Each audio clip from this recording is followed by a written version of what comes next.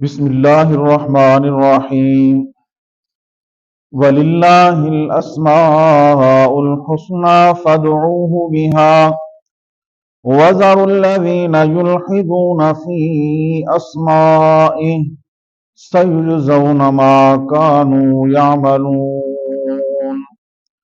سورۃ الاعراف۔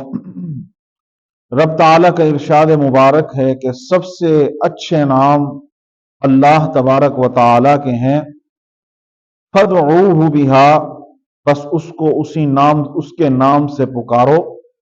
وَذَرُوا الَّذِينَ يُلْحِدُونَ فِي أَسْمَائِهِ، چھوڑ دو ان لوگوں کو جو اللہ تبارک و تعالیٰ کے ناموں کے اندر ٹیڑھا پن اختیار کرتے ہیں۔ سَيُجْزَوْنَ مَا كَانُوا يَعْمَلُونَ، ان قریب وہ اپنے اعمال کا بدلہ پا لیں گے۔ اس آیت کے اندر سب سے پہلے ہمیں یہ حکم دیا جا رہا ہے کہ اللہ تبارک و تعالیٰ کو ان کے جو اسماء حسنہ ہیں رب تعالیٰ کے، ان ناموں کے ساتھ اللہ کو پکارا جائے، اللہ سے مدد حاصل کی جائے۔ اللہ کے اسماء گرامی، اسماء حسنہ کے نام سے جو مشہور ہیں، ان ناموں سے اللہ تبارک و تعالیٰ کو پکار کر اللہ سے دعا کی جائے۔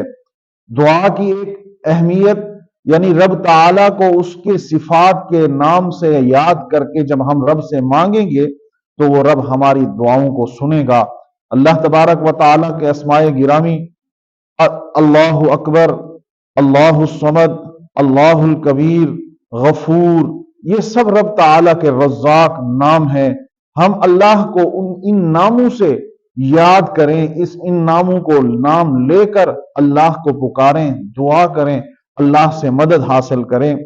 وہ لوگ جو رب تعالیٰ کے ناموں کے اندر ٹیڑھا پن اختیار کرتے ہیں اور دوسرے نمبر پہ رب کے ناموں کے ساتھ اور ناموں کو شریک کر دیتے ہیں، جس طرح ہم اللہ کو پکارتے ہیں یا غفار، یا رزاق، اللہ الصمد، اس طرح جب ہم پکارتے ہیں تو وہ ان ناموں کے ساتھ اور ناموں کو شریک کر کے رب کو پکارتے ہیں۔ اللہ فرماتے ہیں ان لوگوں کو چھوڑ دو۔ سَيُجْزَوْنَ مَا كَانُوا يَعْمَلُونَ، وہ جو میرے ناموں کے ساتھ کج اختیار کرتے ہیں، ٹیڑھا پن اختیار کرتے ہیں، اللہ کے نام کے ساتھ اور نام شامل کر لیتے ہیں، ان کو ان کے حال پر چھوڑ دو۔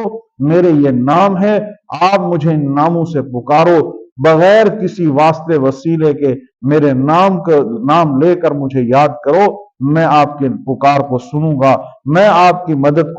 میں تمہاری مدد بھی کروں گا۔ تو یہی ہمیں حکم دیا جا رہا ہے، وَلِلَّهِ الْأَسْمَاءُ الْحُسْنَى، کہ سب سے اچھے نام اللہ کے ہیں اور اللہ ہی کو انہی ناموں کے ساتھ پکارو، وہ تمہاری پکار کو سنتا ہے۔